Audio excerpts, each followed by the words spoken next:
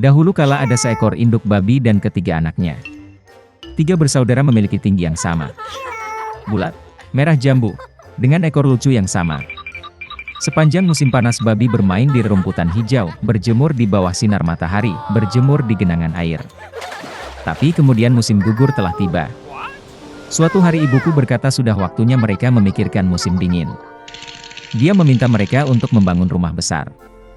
Sang adik berkata bahwa musim dingin masih jauh. Kakak tengah berkata bahwa dia akan membangun rumahnya sendiri saat dibutuhkan. Dan sang kakak memutuskan untuk membangun rumah itu sendiri.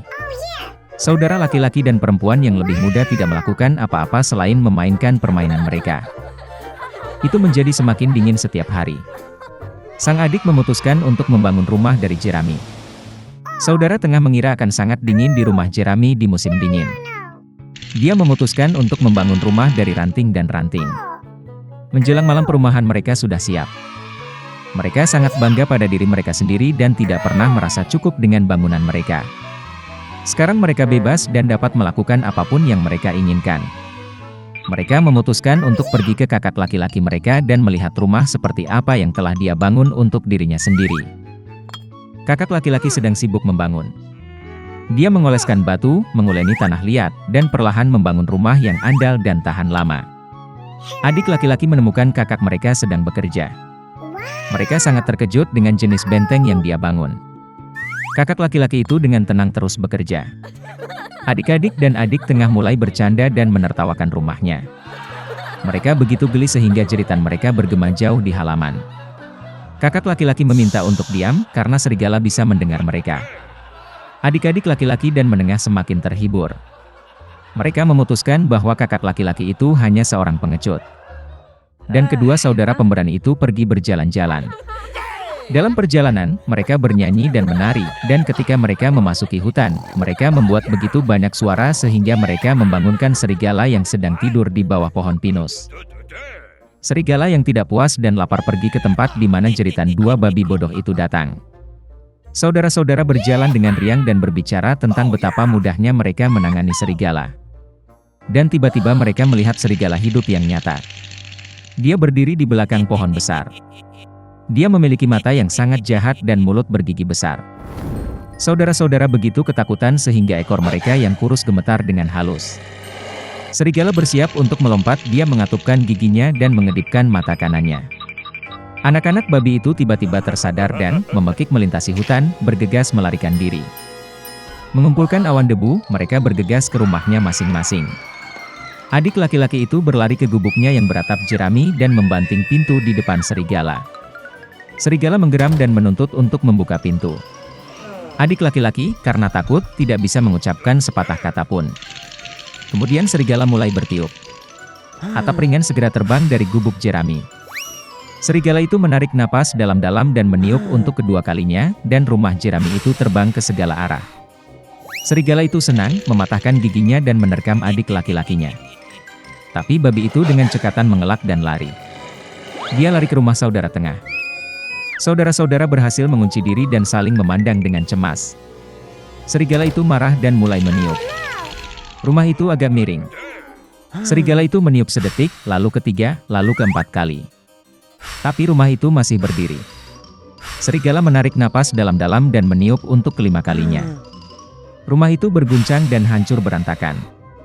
Hanya satu pintu yang berdiri selama beberapa waktu di tengah reruntuhan. Dengan ngeri, anak-anak babi itu bergegas ke rumah kakak laki-laki mereka. Serigala itu mengejar mereka. Dia yakin kali ini babi tidak akan lari darinya. Anak-anak babi dengan cepat berlari melewati pohon apel besar bahkan tanpa memukulnya. Dan serigala tidak sempat berbalik dan menabrak pohon apel yang menutupinya dengan apel. Satu apel keras menghantamnya di antara kedua matanya. Sebuah benjolan besar melonjak di dahi serigala.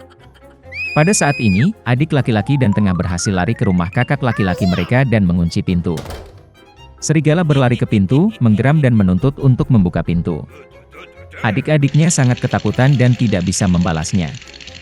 Dan kakak laki-laki itu tahu bahwa dia dan saudara-saudaranya tidak perlu takut di rumah batu yang kokoh. Kemudian serigala menghirup lebih banyak udara dan meniup secepat yang dia bisa. Tapi tidak peduli seberapa banyak itu meledak, tidak ada satu batu pun yang bergerak. Dan kemudian dia melihat ke atas dan melihat cerobong asap besar dan lebar di atap. Dia dengan hati-hati naik ke atap dan mulai turun dari pipa. Babi mendengar suara gemerisik. Kakak laki-laki itu segera menebak apa yang terjadi. Dia segera bergegas ke kuali, tempat air mendidih, dan membuka tutupnya. Serigala itu turun dari pipa dan langsung jatuh ke dalam kuali. Matanya membelalak ke dahinya. Serigala yang tersiram air panas terbang dengan raungan liar, dan bergegas ke hutan. Dan ketiga babi kecil itu menjaganya dan senang karena mereka dengan cerdik telah memberi pelajaran kepada perampok jahat itu. Sejak saat itu, saudara-saudara dan ibu mereka mulai hidup bersama di bawah satu atap. Suatu ketika ada seorang wanita yang tidak memiliki anak. Dia pernah pergi ke penyihir yang baik untuk meminta bantuan. Wanita itu berkata bahwa dia sedang memimpikannya seorang anak. Penyihir itu memberinya benih dan memerintahkan untuk menanamnya di dalam pot bunga. Wanita itu sangat senang, berterima kasih kepada wanita tua itu, dan pulang ke rumah. Di rumah, dia menanam benih, menyiraminya, dan mulai menunggu dengan sabar. Segera sebuah bunga besar yang indah, seperti tulip, tumbuh di dalam pot. Ketika kelopaknya terbuka, ada seorang gadis kecil di dalamnya. Dia sangat kecil, tidak lebih dari 1 inci. Karena itu, wanita itu memanggilnya Tumbelina. Suatu malam, ketika Tumbelina tertidur lelap, seekor katak besar naik ke jendela rumah, basah dan jelek. Dia meraih gadis yang sedang tidur dan bergegas ke rawa-rawanya. Kodok itu memutuskan untuk menikahkan putranya yang jelek dengan Tumbelina yang cantik. Dia menanamnya di tengah sungai di atas daun lili yang lebar agar gadis itu tidak melarikan diri. Pagi harinya Tumbelina bangun dan menyadari bahwa dia tidak ada di rumah, tetapi di sekitarnya ada air. Ketika gadis itu menyadari betapa nasib buruk menunggunya, dia menangis dengan sedihnya. Saat ini, ikan-ikan kecil berenang lewat. Mereka merasa kasihan pada Tumbelina. Mereka menggerogoti batang bunga bakung, dan daun itu berenang bersama gadis itu. Seekor kumbang besar terbang melewatinya. Melihat seorang gadis cantik, dia meraih dan membawanya ke pohon, di mana dia memperkenalkannya kepada teman-temannya.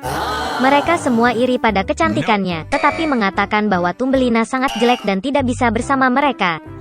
Di bawah tekanan dari teman, kumbang juga memutuskan bahwa dia jelek, membiarkan gadis itu turun ke tanah dan mengucapkan selamat tinggal. Sepanjang musim panas Tumbelina tinggal sendirian di hutan.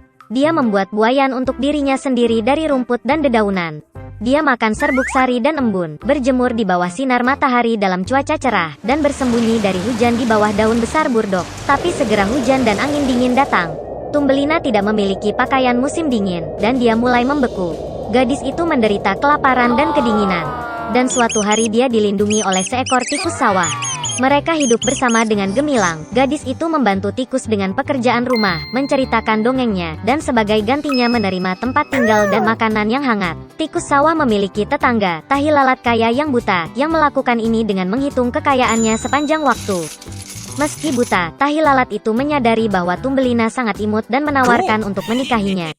Tapi gadis itu sama sekali tidak senang dengan ini. Dia tidak suka tahi lalat yang membosankan. Suatu kali, saat berjalan di sepanjang lorong bawah tanah, Tumbelina melihat seekor burung layang-layang yang terluka, yang hampir mati karena kedinginan. Sepanjang musim dingin dia merawat burung yang sakit itu dan pada musim semi dia menyembuhkannya. Sebelum pernikahan, Tumbelina meminta tikus untuk membiarkannya naik ke atas untuk mengagumi matahari. Ketika dia keluar dari lubang tikus, dia melihat seekor burung layang-layang yang dia sembuhkan. Tumbelina mengeluh kepada burung itu bahwa dia dipaksa menikah dengan tikus tanah yang jahat dan tinggal bersamanya jauh di bawah tanah. Burung layang-layang itu mengundang gadis itu untuk terbang bersamanya ke negeri yang hangat, dan dia setuju. Dia segera mengucapkan selamat tinggal kepada tikus, naik ke burung layang-layang, dan mereka terbang pergi. Suatu ketika di negara yang indah, Tumbelina melihat padang rumput yang luas dengan bunga-bunga indah. Dia memilih bunga terindah untuk ditinggali. Tiba-tiba, dia melihat di bunga itu pria kecil yang sama seperti dia, hanya bersayap. Itu adalah raja para elf, dan peri tinggal di setiap bunga. Peri cantik belum pernah melihat gadis sekecil dirinya, dan bahkan begitu cantik. Dia segera jatuh cinta pada Tumbelina, dan mengundangnya untuk menjadi istrinya, Ratu Elf dan Ratu Bunga. Setelah semua petualangannya, gadis itu senang mendengar tawaran seperti itu dari pangeran yang menawan. Dia dengan senang hati setuju. Peri itu meraih tangan Tumbelina, dan pada saat yang sama dua sayap muncul di belakangnya. Sekarang dia telah menjadi Ratu Elf. Dan sejak itu mereka hidup bahagia selamanya.